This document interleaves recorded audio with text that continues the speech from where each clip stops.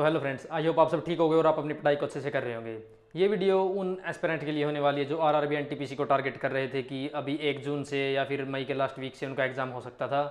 तो अब इस वीडियो में हम वही बात करेंगे कि एग्ज़ाम कब होगा, नया नोटिस आया है, क्या है उस नोटिस में, सभी के बारे में हम इसमें बात करेंगे। अगर आपको वो नोटिस देखना है तो मैं अपने टेलीग्राम चैनल पर भी डाल दूंगा, वहाँ से आप टेलीग्राम पर भी आप ये नोटिस देख सकते हैं पूरा अच्छे से कि क्या क्या नोटिस में आया है और कब एग्ज़ाम होगा। वो एक एस्टीमेट क्या है, एग्ज़ाम का एस्टीमेट है या फिर क्या डेट आई है कि कब तक फॉर्म फिल होंगे, दोबारा से फॉर्म आए हैं या ओपन हुए हैं या फिर कुछ भी हुआ है जो रीओपन फॉर्म हुए हैं या फिर एग्ज़ाम की डेट आई है कि कब एग्ज़ाम होगा, वो सब टेलीग्राम पर डाल दूंगा। टेलीग्राम का लिंक इस वीडियो के डिस्क्रिप्शन में है, वहाँ से आप टेलीग्राम ज्वाइन कर लीजिएगा। तो चलिए वीडियो को शुरू करते हैं। ये वीडियो उन एस्पिरेंट के लिए होने वाली है जो कि अपनी पढ़ाई को एक अच्छे तरीके से, अच्छे लेवल से कर रहे थे कि अब उनका एग्ज़ाम बहुत ही नज़दीक है, जैसे कि 1 मंथ बाद या फिर कुछ एक दिन बाद जिनका एग्ज़ाम है 30 से 35 दिन के बाद अच्छी खबर हो सकती है, या जिसने तैयारी नहीं की उसके लिए अच्छी खबर है। तो ऐसा सब इस वीडियो में बात करने वाले हैं कि क्या क्या आया है। सबसे पहले हम बात करें कि नोटिस में क्या आया है। रेलवे का जो ऑफिशियल नोटिस आया है उसमें आया था जो भी बैकवर्ड कैटेगरीज है उनका, वो एससी में कुछ था कि ये 4-5 कैटेगरी दी हुई थी कि वो एससी में अप्लाई करते थे, लेकिन सुप्रीम कोर्ट का भी कोई फैसला आया था कि जिसके चलते उन्होंने कह दिया कि वो ओबीसी में अब अप्लाई करेंगे उसको। तो इसलिए ये फॉर्म दोबारा रीओपन हुए हैं, और जो रीओपन हुए हैं उसकी डेट क्या है, उसकी डेट है 1 जून। यानी कि 1 जून तक वो फॉर्म रीओपन हुए हैं कि 1 जून तक अपना जो भी उस कैटेगरी में आता, जिसने पहले एससी में फॉर्म फिल किया था और उन कैटेगरीज में था, तो वो ओबीसी में दोबारा फॉर्म फिल करें। तो उसके चलते यही नोटिस आया है कि 2024 का अपना जो उसका सर्टिफिकेट था उस सर्टिफिकेट को अप्लाई करें और ओबीसी के थ्रू अप्लाई करें, तो वो ओबीसी में ही काउंट होंगे, ऐसे एससी में कोई काउंट नहीं होगा। तो इसके लिए रीओपन की डेट आई है 1 जून। नेक्स्ट इसमें बात करें कि अगर आपका फॉर्म एससी में या फिर मतलब जो पिछला फॉर्म भरा था या फिर अब वाला है, अगर वो काउंट नहीं हो, मैच नहीं हुआ, तो वो आप जनरल में ही काउंट होगा, जिनका भी एससी का या फिर स्पेशलिस्ट में बिहार कैडर का लिखा हुआ है कि बिहार के बच्चों के लिए वो है। तो एक बार आप ज़रूर देख लीजिएगा उस नोटिस को टेलीग्राम से, और अपना जिस भी भाई का जो भी फार्म में मतलब फिल करना, चेंज करना है, वो उसको चेंज कर लीजिएगा। तो अब इसमें बात करें कि एग्ज़ाम डेट क्या हो सकती है, पहले क्या थी और अब क्या है या फिर आगे क्या आएगी एग्ज़ाम डेट। तो पहले एस्टीमेट लगा रहे थे कि यही मई के एंड में या फिर जून के स्टार्टिंग में फर्स्ट वीक से एग्ज़ाम शुरू होगा आपका, लेकिन ऐसा कुछ नहीं है क्योंकि 1 जून तक तो ये फॉर्म ही फिल हो गए, दोबारा रीओपन हुए हैं। फिर इसके बाद आपको पता ही है कि जैसे प्रोसेस होती रहती है कि पहले फॉर्म फिल हुए, फिर वो काउंट होंगे या फिर कुछ भी, फिर उसके बाद एक सेंटर बनेगा, डाटा इकट्ठा होगा कि कितने ज़्यादा फॉर्म फिल हुए हैं या कैसे हुए हैं। तो वो सब चलते लगभग 1 मंथ या 1 से 1.5 महीना तो ऐसे ही निकल जाता है। तो उसके चलते कि ये फॉर्म अगर मतलब एग्ज़ाम होंगे भी तो वो शायद जून के लास्ट वीक या फिर जुलाई के फर्स्ट वीक से ऐसे आसार है कि ऐसे स्टार्ट हो सकते हैं एग्ज़ाम आपके एनटीपीसी के। एक्सपेक्टेड डेट क्या रखें कि हम मतलब कि एक्सपेक्टेड डेट क्या समझे कि जिससे हम एक आइडिया लगा सकें कि हमारे पास इतने दिन सेफ है अभी कि हम उसमें तैयारी कर सकते हैं, या जो एस्पिरेंट तैयारी कर रहे हैं वो अपनी तैयारी को और इंक्रीज़ कर सकते हैं, या फिर जो जिनकी अभी कम तैयारी थी वो अपनी तैयारी को और बूस्टअप दे सकते हैं। तो इसके लिए हम अगर एक्सपेक्टेड डेट माने तो लगभग 1 जुलाई मान कर चलते हैं कि इस वीडियो में हम 1 जुलाई को टारगेट करते हुए बात करेंगे कि 1 जुलाई को कैसे टारगेट करके 1 जुलाई की डेट को कि हमें क्या क्या करना होगा, और वो मैं आपको बताऊंगा कि आप कितने मॉक टेस्ट लगाएंगे, कैसे आपको तैयारी करनी है, किस किस चैप्टर की मतलब किस सब्जेक्ट की कितनी तैयारी करनी है, वो सब मैं इसमें आपको बताऊंगा। वीडियो लास्ट तक जरूर देखें। तो इसमें हम बात करें कि मॉक टेस्ट आप कितने लगा सकते हैं एनटीपीसी के एग्ज़ाम के लिए। आप एनटीपीसी का एग्ज़ाम अगर मान के चलें कि 1 जुलाई है, तो 1 जुलाई तक आपके लगभग अभी 2 मंथ तो प्रॉपर रहते हैं, यानी कि लगभग मान के चलें तो 50 से 60 दिन आपके पास है।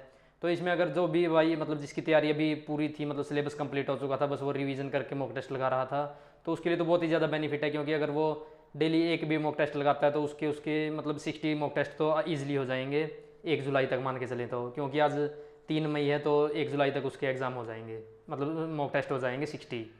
अगर वो मतलब पहले इसी के बारे में बात कर लेते हैं, जो पहले से तैयारी कर रहा है, मतलब अच्छे से सिलेबस कंप्लीट है और रिवीजन करके मॉक टेस्ट लगा रहा है, तो उसके बारे में उसके एक तो 60 मॉक टेस्ट तो हो जाएंगे ईजिली, ये डेली का भी एक एक मॉक टेस्ट लगाए तो।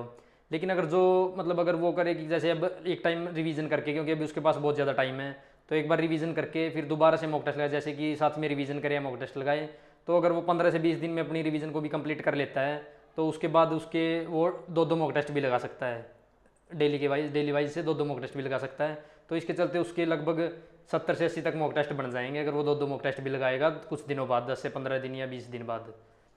तो ऐसा करके वो जो अभी तैयारी कर रहा है, मतलब सिलेबस कंप्लीट था, जिसका रिवीजन चल रही थी और मॉक टेस्ट लगा रहा था साथ में, तो वो ऐसे अपनी और इंक्रीज़ कर सकता है तैयारी को विद मॉक टेस्ट, क्योंकि इससे ज़्यादा से ज़्यादा मॉक टेस्ट लगा सकता है वो। और अब बात करें कि जो मॉक टेस्ट नहीं लगा रहा था या जो मतलब सिलेबस कंप्लीट कर रहा था, कुछ रहता था या फिर सिलेबस कंप्लीट हो चुका था लेकिन रिवीजन नहीं हुई और मॉक टेस्ट नहीं लगा पा रहा था, उसके लिए क्या है? उसके लिए बात करें कि जैसे अगर सिलेबस कंप्लीट नहीं हुआ तो सबसे पहले यही है कि सिलेबस कंप्लीट कर लेना अपना। जिस भी भाई का जो भी टारगेट है, कैसे कैसे सिलेबस उसको कंप्लीट करना है, उससे मतलब 2x कर देना सभी टारगेट्स को और जल्दी से अपना सिलेबस कंप्लीट कर लेना। क्योंकि अगर जितनी जल्दी सिलेबस कंप्लीट होंगे तो उतने ज़्यादा मॉक टेस्ट लगा पाएंगे और उतनी ही ज़्यादा रिवीजन हो पाएंगी। जैसे कि आप पहले अगर अपना आपका सिलेबस कंप्लीट करते हैं, फिर उसके बाद आप रिवीजन कर लेना उसको जल्दी से, एक बारी 1 या 2 बार रिवीजन कर लेना पहले, और फिर उसके बाद आप मॉक लगाना।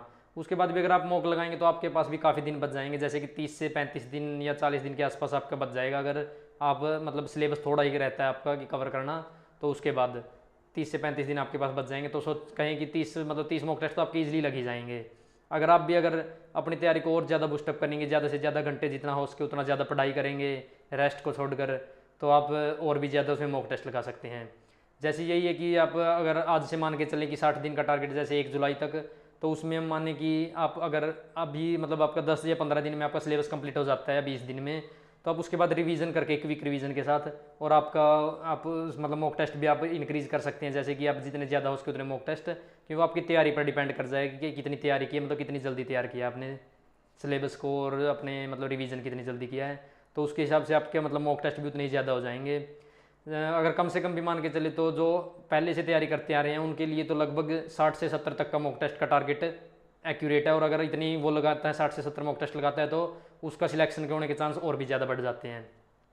और जो वो है कि जो मतलब तैयारी अभी सिलेबस रहता है, अभी तैयारी कर रहे हैं मतलब रिवीजन नहीं हुआ, तो उसके लिए भी ये कि 30 से 40 मॉक टेस्ट तो आराम से हो जाएंगे, उसके लगभग मान के चले तो 40 तक तो आराम से पहुंच जाएंगे।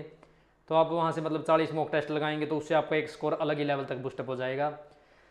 और आप मॉक टेस्ट तो कहीं से भी लगा सकते हैं जहाँ भी आपको मॉक टेस्ट मिले, बस कुछ ये ऐसा ध्यान रखना कि कोई अच्छी ऐप हो जो मतलब उससे रिलेटेड मॉक टेस्ट बनाए एग्जाम से रिलेटेड, तो वहाँ से आप लगा सकते हैं। और नेक्स्ट इसमें बात करें कि आप कैसे सब सिलेबस को कवर करेंगे, कि रिवीजन के तौर पर या कुछ भी मतलब कैसे आपको रिवाइज करना। जैसे मैथ हो गया, मैथ को कैसे रिवाइज करना लास्ट टाइम में, अब टारगेट करें कि 50 दिन का, तो मतलब 50 दिन का टारगेट करें तो वहाँ से आपको मैथ कैसे स्ट्रॉन्ग करना है और जीके कैसे स्ट्रॉन्ग करनी है, रीजनिंग कैसे स्ट्रॉन्ग करनी है। सबसे पहले हम बात करेंगे मैथ में, मैथ को आप कैसे स्ट्रॉन्ग करेंगे। मैथ में आपके पास लगभग मान के चले तो 50 दिन है। अगर आप 50 दिन है मतलब एक बार आप मान लीजिए कि आपके पास 20 दिन है, क्योंकि लास्ट के 30 दिन तो हमें मॉक टेस्ट लगाने हैं सिर्फ और रिवाइज करना है। अब 20 दिन है, 20 दिन में आप स्ट्रॉन्ग कैसे कर सकते हैं कि आप डेली एक एक चैप्टर को उठाइए, उसके प्रीवियस ईयर क्वेश्चन लगा लीजिए, तो रेलवे के लगा लीजिए या कोई भी एसएससी के मिलते हैं जैसे भी प्रीवियस ईयर क्वेश्चन होते हैं वो लगा लीजिए, क्योंकि उससे आपको एक एग्जामिनर का एक लेवल पता चल जाता है कि इस लेवल तक वो एग्ज़ाम बनाता मतलब पेपर बनाता है अपना। तो आप वहाँ से प्रीवियस ईयर भी लगा सकते हैं। अगर आपके पास प्रीवियस ईयर नहीं है तो आप कुछ भी जो भी आपके पास मैथ की प्रैक्टिस बुक है या कोई भी आपको पीडीएफ वगैरह मिलती है हर एक चैप्टर वाइज, हर एक टॉपिक वाइज, तो आप वो उन चैप्टर्स की अलग अलग अपनी पीडीएफ से अपने सॉल्व कर लीजिए और कंसेप्ट को क्लियर कर लीजिए जितना जल्दी हो सके, लगभग 15 दिन में, 15 से 20 दिन के अंदर अंदर। तो उसके बाद अगर मैथ में आप ऐसा करते हैं तो फिर उसके बाद आप सेक्शनल भी साथ में लगाने लग जाइएगा, क्योंकि सेक्शनल में आपको अलग अलग सेक्शनल मिल जाएंगे। जैसे कि मतलब मैथ का एक सेक्शनल है, उसमें आपके जितने ज़्यादा करेक्ट होते हैं, मतलब जो चैप्टर आप करते हैं पहले प्रिपेयर करते हैं उसके क्वेश्चन तो आपके करेक्ट होने चाहिए। अगर कोई उसमें भी कम रहता है तो आप देख लीजिएगा कि 2-4 दिन के सेक्शनल के बाद कि आपका किस चैप्टर में आप वीक रह रहे हैं, तो आप पहले वो चैप्टर को रिवाइज कर लीजिएगा। ऐसा करके आपका स्कोर फाइनल मतलब mock test full mock test में आपका स्कोर ऑब्वियस इंक्रीज होगा। और साथ में बात करें कि आप मैथ में और क्या कर सकते हैं। आप मैथ में कि आप जैसे कोई प्रैक्टिस बुक है या फिर कोई भी मतलब ये एनटीपीसी के प्रीवियस ईयर सेट है या फिर रेलवे के कोई भी आपके पास पीवाईक्यू पड़े हैं मैथ के या फिर मतलब किसी के भी, तो आप वहाँ से वो पीवाईक्यू भी सॉल्व कर लीजिएगा। उससे आपका और भी ज़्यादा लेवल बूस्टअप होगा, क्योंकि आपको पता चल जाएगा कि एग्जाम में इस लेवल तक के आते हैं। उसके बाद हम बात करें कि जीके के लिए, जीके के लिए आप क्या कर सकते हैं। जैसे जीके में आप कोई भी प्रैक्टिस सीरीज़ है या मतलब प्रैक्टिस सेट शुरू हुए हैं यूट्यूब पर चल रहे हैं किसी भी टीचर्स के जो आपको अच्छा लगता है या जिससे आप पढ़े हैं उस टीचर के भी ऑब्वियस प्रैक्टिस सेट तो होंगे एनटीपीसी के, वो लगा लीजिए। अगर आपका सिलेबस कंप्लीट हो चुका है और बुक से भी आपने मतलब बुक से या फिर अपने नोट से रिवाइज कर लिया है तो वो प्रैक्टिस सेट्स लगा लीजिए वहाँ से, क्योंकि उस प्रैक्टिस सेट में टीचर जो भी मतलब 40 या 30 क्वेश्चंस कराते हैं वो एक अपने मतलब लेवल के क्वेश्चंस होते हैं, जैसे कि किस तरह एग्जाम को आपको प्रिपेयर करना है उस हिसाब से क्वेश्चन बनाए होते हैं। तो वहाँ से आप मतलब किसी के भी लगा सकते हैं आप। और एक स्पेशली ये है कि नवीन सर की भी क्लासेज आ रही है, मार्च से मंडे से शुरू होगी, तो वहाँ से आप उनको भी ज्वाइन कर सकते हैं। नायक 2.0 सीरीज़, वहाँ से आप वो भी ज्वाइन कर सकते हैं, क्योंकि उसमें लगभग 30 से 35 सेट ही होते हैं वैसे तो, वो आपके एनटीपीसी तक हो जाएंगे, तो उससे आपका बहुत ही अच्छा ज़्यादा कवर हो जाएगा। या फिर आप किसी भी टीचर्स की लगा सकते हैं जो आपको अच्छा लगता है कि आप इससे पढ़ते हैं या जैसे भी आप पढ़ाई करते हैं वो आप पे डिपेंड करता है कि आप किसके प्रैक्टिस सेट लगाते हैं कुछ भी। और साथ में अगर आपके पास कोई बुक है, जैसे किरण पब्लिकेशन की बुक होगी, लूसेंट की बुक हो गई जीके की, या किसी भी और टीचर्स की बुक है जो कि आपके पास है, तो आप उनसे भी अच्छे से रिवाइज कर सकते हैं अपना। क्योंकि एक बार क्विक रिवीजन कर लीजिए सभी, अगर पूरा आप जीके कंप्लीट कर लेते हैं तो उससे आपके मॉक में भी इंक्रीज होंगे मार्क्स। और अगर वहाँ पे मॉक में जीके में इंक्रीज होने लग गए तो वहाँ से और ज़्यादा मोटिवेशन मिल जाता है कि अब तो जीके भी हमारे स्ट्रॉन्ग होगी, जबकि जीके ही एक ऐसा सब्जेक्ट है जिसमें नंबर ज़्यादा कमाते हैं बच्चों के। तो आप वहाँ से जीके भी अपनी स्ट्रॉन्ग कर सकते हैं ऐसे प्रैक्टिस सेट लगाकर साथ में, या फिर आप मतलब कहीं से भी आपके जो नोट्स हैं उनको रिवाइज करके। बस ऐसा है कि अगर जिस भी टॉपिक में आप थोड़ा वीक लगे तो उसको आप रिवाइज करते रहिए। जैसे कि मैं भी करता हूँ कि मुझे जिस टॉपिक में लगता है कि मॉक टेस्ट लगाया कि इसमें इस टॉपिक में मेरे बार बार गलत हो रहे हैं, तो मैं उस टॉपिक को रिवाइज कर लेता हूँ जीके के। जैसे कोई भी जैसे आर्टिकल हो गया, अगर आर्टिकल में गलत होते हैं तो मैं एक बार आर्टिकल को रिवाइज कर लेता हूँ, तो उससे मेरे नेक्स्ट जो मॉक टेस्ट लगाता हूँ उसमें वो आर्टिकल तो ठीक हो जाता है। तो ऐसे अगर उसमें कोई नेक्स्ट में कोई और गलत होता है तो उसको एक बार पहले उसको रिवाइज कर लीजिए। क्योंकि अगर उसी टाइम पर आपने मॉक लगाया और उसी टाइम पर आप वो रिवाइज कर लेंगे तो आपके माइंड में वो एकदम से करेक्ट हो जाएगा कि मतलब ऐसा ऐसा था। तो आप ऐसे करके अपने जीके को भी स्ट्रॉन्ग कर सकते हैं। और फिर बात करेंगे रीजनिंग की।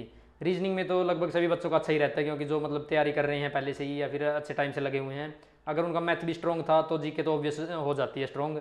लेकिन उसके लिए भी एक प्रैक्टिस तो ज़रूरी होती है कि जीके में भी एक बार चैप्टर्स की प्रैक्टिस कर ली जाए या क्वेश्चंस की प्रैक्टिस कर ली जाए। तो उसके लिए आप कोई भी बुक प्रेफर कर सकते हैं जिसमें सभी चैप्टर वाइज क्वेश्चन दिए हुए हों।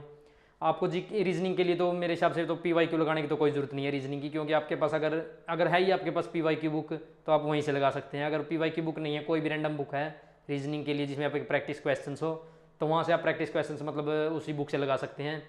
क्योंकि रीजनिंग में तो यही होता है कि एक बार चैप्टर कंसेप्ट क्लियर हो जाए तो फिर उसके बाद ज़्यादा जरूरत नहीं पड़ती, क्योंकि हम मॉक में डेली प्रैक्टिस करते हैं तो वहाँ से अपना आप रीजनिंग स्ट्रॉन्ग हो जाती है। तो आप रीजनिंग के लिए मतलब कोई भी आपके पास जो बुक है उससे आप चैप्टर वाइज प्रैक्टिस कर लीजिए। अगर कोई भी चैप्टर अगर आपका वीक है तो एक कोई भी यूट्यूब से क्लास लगा लीजिए, जैसे कि मतलब किसी भी चैप्टर्स की क्लास लगा लीजिएगा, तो वहाँ से आपकी रीजनिंग तो स्ट्रॉन्ग हो ही जाएगी। और ये हमने बात की कि मतलब मैथ, रीजनिंग और जीके तीनों सब्जेक्टों को अलग अलग कैसे कवर कर सकते हैं, और इसके लिए मैं स्पेसिफिक वीडियो भी बनाता रहता हूँ। जैसे आप पहले देखेंगे कि मेरे जीके की वीडियो भी है और मैथ की वीडियो भी डाली हुई है मैंने। मैं एक बार फिर वीडियो बना दूंगा कि मतलब इन दिनों के मतलब इतने दिनों के हिसाब से हम कैसे एक नया टारगेट रख सकते हैं अपना, कि कैसे उसको हम टारगेट के हिसाब से चल सकते हैं। और अगर जितना ज़्यादा मुझे टाइम मिलता है तो मैं अपनी डेली बेसिस के हिसाब से मतलब डे बाय डे की प्रैक्टिस वीडियोज भी मतलब अपनी प्रिपरेशन स्ट्रैटेजी वीडियोज़ भी डालता रहूँगा शॉर्ट के ज़रिए, कि डे 1 डे 2 डे 3 ऐसे अगर मुझे टाइम लगता है तो। वरना मैं बीच बीच में डालता ही रहता हूँ, क्योंकि ऐसा तो होता नहीं कि मतलब हर बार टाइम लगता है, लेकिन मैं कुछ मतलब स्किप करके एक एक दो दो दिन बाद मतलब मैं डालता ही रहता हूँ कि आज मेरा ये दिन था, ये मैंने रिवाइज़ किया ऐसे। और हम लास्ट में यही बात करेंगे कि जो आपका RPF मतलब RRB NTPC का जो एग्ज़ाम था आपका, ये एग्ज़ाम 1 जून तक तो आपके रीओपन हुए हैं फॉर्म। उसके बाद ही लगभग मान के चले तो 1 महीने बाद, या फिर हो सकता है कि 1.5 महीने तक भी चला जाए, तो लगभग मान के चले कि जुलाई में आपके एग्ज़ाम होने के चांस हैं अब तो। क्योंकि जून मेरे हिसाब से तो जून में भी नहीं होगा और जुलाई में ही होगा। अगर आप मान के चले तो जुलाई को ही एक डेट टारगेट रख लीजिए कि 1 जुलाई तक आपको सब कंप्लीट करना, अच्छे से रिवाइज करना है, जितने ज़्यादा मॉक हो उसके उतने ज़्यादा मॉक लगाने हैं। तो आप सब उसको देख लीजिएगा कि आप कितने मतलब इतने दिनों में आप कितना रिवाइज कर सकते हैं। मैंने आपको एक एक्सपेक्टेड डेट बता दी है कि इस डेट तक आपका एग्ज़ाम हो सकता है। और आपको और कोई भी वीडियो देखने की ज़रूरत नहीं है किसी भी टीचर्स की कि कब एग्ज़ाम होगा या कब नहीं होगा। जो मैंने बताया वो एकदम एक्यूरेट है। नोटिस वही नोटिस आया है, ऑफिशियल नोटिस है। टेलीग्राम पर भी आप नोटिस देख सकते हैं। और यही नोटिस आया है कि रेलवे का कि जो भी मतलब SC में फॉर्म अप्लाई हुए थे, जिस भी कैटेगरी, वो 4-5 कैटेगरी थी, वो फॉर्म में देख लीजिएगा। मुझे भी याद नहीं है कि क्या क्या कैटेगरी थी। वो SC में अप्लाई किए हुए थे, लेकिन सुप्रीम कोर्ट के केस के अनुसार वो कि OBC में डाल दिए गए हैं। तो वो एक डेट थी कि जब भी वो नए सर्टिफिकेट बने थे तो वहाँ से अब दोबारा अप्लाई करके, इसलिए वो रीओपन फॉर्म हुए हैं कि दोबारा से अप्लाई कर सकते हैं। SC में किया था जिसने वो OBC के थ्रू उन कैटेगरीज का OBC में जा सकते हैं, अब OBC के थ्रू कर सकते हैं। अगर वो ऐसा नहीं करते हैं तो फिर वो जनरल में ही काउंट होंगे। और अगर वो गलत भी होता है कि पहले वाला डाटा अलग था, ये वाला डाटा अलग है, तो उसके लिए भी आपको मतलब जनरल में काउंट होंगे फिर वो सब फॉर्म बच्चों के। स्पेशली इसमें बिहार का एक अलग टारगेट दिया हुआ है कि बिहार के लिए स्पेसिफिक है कि बिहार कैडर में मतलब ये ज़्यादा है, या फिर हो सकता है कि वहाँ पर ज़्यादा फॉर्म हो ऐसे इस टाइप के जो इन कैटेगरीज में आते हैं। तो इस वीडियो में यही था कि ये आप मतलब एग्ज़ाम को कैसे टारगेट कर सकते हैं लास्ट के लगभग 60 दिनों में। तो अगर वीडियो पसंद आई है तो लाइक कीजिए, चैनल को सब्सक्राइब कीजिएगा, और NTPC वाले बच्चों के साथ आपके दोस्तों के साथ शेयर कीजिएगा इसको। और आपके व्हाट्सएप स्टेटस पर, टेलीग्राम पर, सब जगह जहाँ भी है आप सोशल मीडिया पर, वहाँ पर इस वीडियो को शेयर कर दीजिए कि ज़्यादा से ज़्यादा नॉलेज बच्चों को मिल सके इस बारे में कि क्या एग्ज़ाम कैंसिल हुआ, मतलब कब एग्ज़ाम होगा, पोस्टपोन्ड हुआ है तो कब तक एग्ज़ाम होने के आसार है। और टेलीग्राम को भी ज्वाइन कर लीजिएगा, इस वीडियो के नीचे डिस्क्रिप्शन में लिंक है, वहाँ से आप टेलीग्राम ज्वाइन कर लीजिएगा। और जो भी मैं बुक्स की वगैरह की वीडियो बताता हूँ, जैसे कि आपके कई बच्चों के यही भी रहते हैं कि ऐसे मतलब आज ये वीडियो बना दी, आज ये बुक्स की, लेकिन ऐसा नहीं है कि वो बुक मैं पहले अब खुद मतलब रिवाइज करता हूँ कि मतलब उसमें क्या लिखा है बुक में, क्या क्या मतलब कितना मटेरियल है, कैसी है, वो उस हिसाब से बनाता हूँ मैं। और जो बुक मैं बनाता हूँ आप उस पर एक मतलब श्योर हो सकते हैं कि ये बुक आप ले सकते हैं, अगर आपको किसी को भी नीड है उसकी तो आप ऑर्डर कर सकते हैं, मैं वहाँ पे लिंक भी दे देता हूँ। तो चलिए वीडियो को यहीं ख़त्म करते हैं। जय हिंद।